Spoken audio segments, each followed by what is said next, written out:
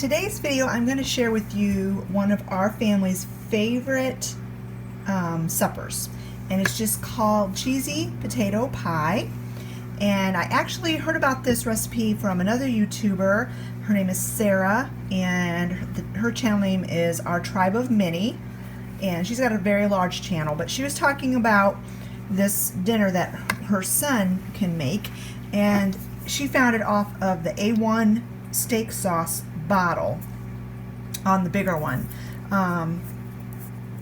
This one didn't have it, but I went ahead and just Googled A1 steak sauce potato pie recipe, and this came up, and it's super good.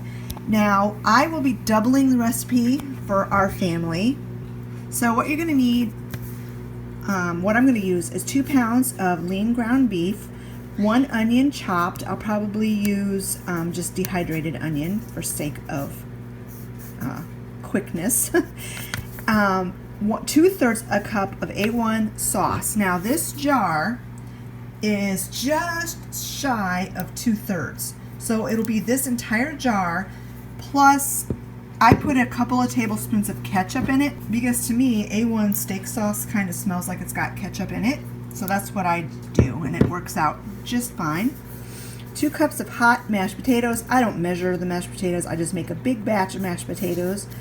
And then Kraft shredded cheddar cheese, and I will be using our Daiya dairy-free cheddar cheese. So I'm going to go ahead and get started on this recipe and show you how quick and easy and delicious this is. I'm going to cook my potatoes in my Instant Pot, or this is a Go-Wise but pressure cooker, and Olivia peeled these potatoes for me, so I'm just going to go ahead and cut these up into smaller pieces. I've already put about 1.5 cups of water in the bottom of the Instant Pot, so I'm going to go ahead and get these potatoes in there. I'll cook them on high pressure for 12 minutes.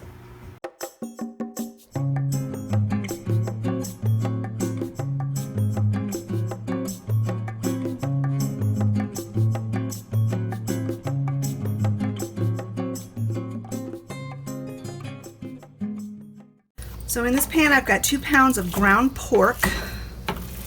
As many of you know, I cannot eat beef, and we buy a whole pig from a friend who raises her pigs on non-GMO, and it's really good meat. So we buy, last year we bought 2 pigs, and this year we just bought 1 because we still had some pork in the freezer. So, but anyway, we eat a lot of chicken and pork in this house. My husband, well, the whole family really likes beef. I like beef too, for that matter. I just can't eat it. It doesn't digest properly. So anyway, so I'm going to go ahead and fry up this ground pork, and if there's any, too much fat, I will drain it. This is pretty lean pork. I haven't found I needed to drain it very often. And then I'm going to go ahead and put some of this dehydrated onion in there. Obviously you can use fresh onion if you want to, but I'm being lazy, to be quite honest. So I'm just going to dump in a bunch of that onion and fry this all up. When this meat is all fried up and ready to add the rest of the ingredients, I'll bring you back.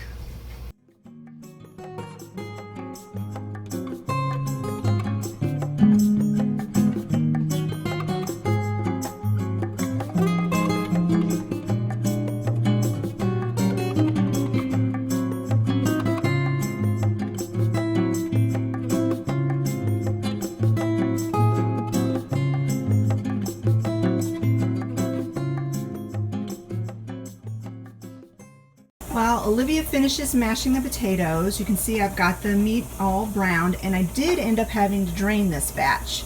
This batch was a little bit fattier, or quite a bit fattier than normal, so that's what you just need to do. On beef, usually you have to drain it too, so you definitely want to drain the meat. Then you're going to add 2/3 of a cup of A1 steak sauce, and like I said, this little bottle, didn't want to buy the big bottle because we don't eat steak, and I didn't want to have it hanging out in the fridge for too long. So this small bottle is not quite 2/3 of a cup. So I'm going to go ahead and shake this up really well, add this entire bottle plus a couple of good squirts of this organic ketchup. Then you just cook it until everything is nice and bubbly.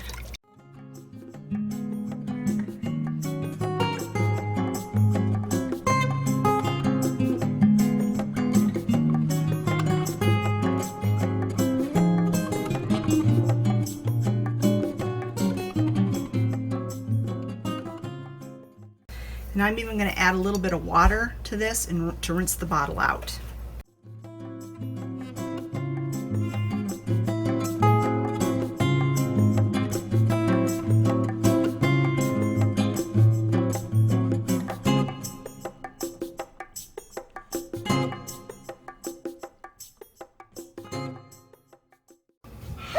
So once the meat is done, go ahead and just dump it in a 9x13 baking dish. If you only do a single batch of this, like a single recipe, then you'll use a smaller baking pan. But my family, that they love this so much that I would never get away with just using the smaller amount.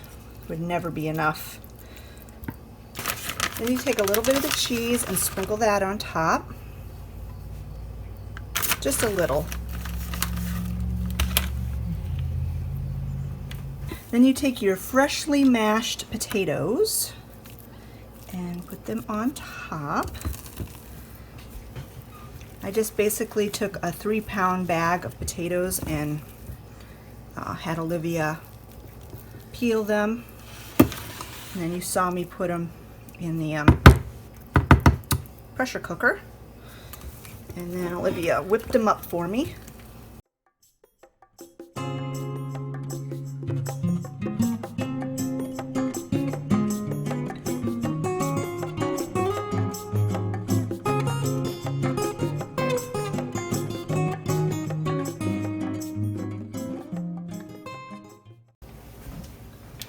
So then once you have your potatoes on there, you take some more cheese. The recipe calls for a cup, so if I'm doubling it, it would be 2 cups, but that's basically this entire bag. And I don't think I'll end up using all of that. So you can add as much or as little cheese as you want. You could probably just not even add cheese to it at all if you didn't want to, but we found that we like this dairy-free cheese pretty well. So alright, so now you just stick this in a 350-degree oven for about 15 minutes or until it's nice and hot and bubbly. When this is all ready, you know, when I have it served out on my plate, I'll bring you back and let you see what it looks like. And this is what it looks like when it comes out of the oven. The dairy-free cheese doesn't melt like regular cheese would. So if you make this with dairy cheese, it'll be obviously more melty on top. And here's what it looks like all served up.